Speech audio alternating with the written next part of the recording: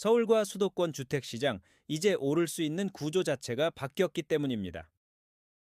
오늘 정부가 발표한 주택시장 안정화 대책은 집값뿐 아니라 대출과 거래 전략까지 모두 바꾸는 신호입니다. 2026년 1월 25일, 정부는 주택시장 과열을 차단하기 위한 주택시장 안정화 대책을 발표했습니다. 대책의 핵심은 규제지역 확대와 고가주택 대출 제한, 그리고 거래 감독 강화입니다. 먼저 규제지역과 토지거래 허가구역이 서울 전역과 경기 12개 지역으로 확대 지정됐습니다. 이는 특정 지역만 관리하겠다는 것이 아니라 수도권 전체를 관리 대상에 두겠다는 의미입니다. 이제 서울 일부만 피하면 된다는 기존 판단은 더 이상 통하지 않습니다. 수도권과 확대입니다.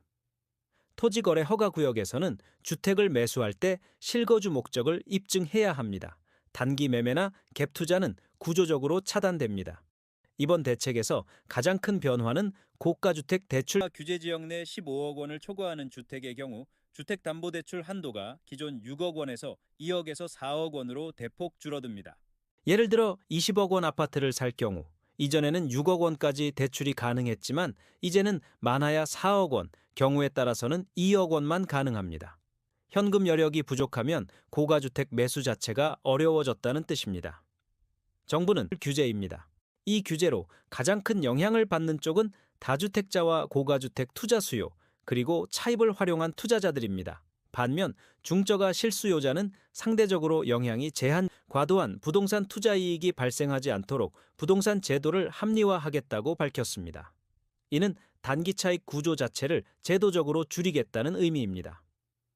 단기적으로 시장에서는 거래량 감소와 함께 고가주택 가격에 조정 압력이 나타날 가능성이 큽니다. 매수자들은 관망세로 전환할 가능성이 높습니다. 중저가 주택시장은 이번 대책의 직접적인 타격 구간은 아닙니다. 다만 시장 심리 위축으로 인해 가격 상승 속도는 완만해질 가능성이 큽니다. 정부는 부동산 거래 감독기구 신설도 예고했습니다. 편법 증여와 허위 신고, 불법 중개에 대해 상시 감독 체계가 가동됩니다.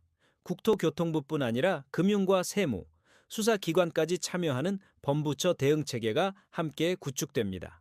이제 부동산 시장은 걸리면 끝인 구적입니다.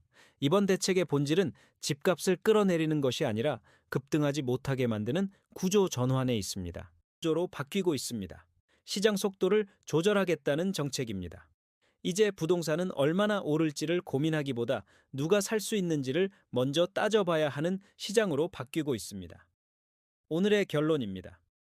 서울과 수도권 고가주택은 대출로 버티는 시장이 끝났습니다.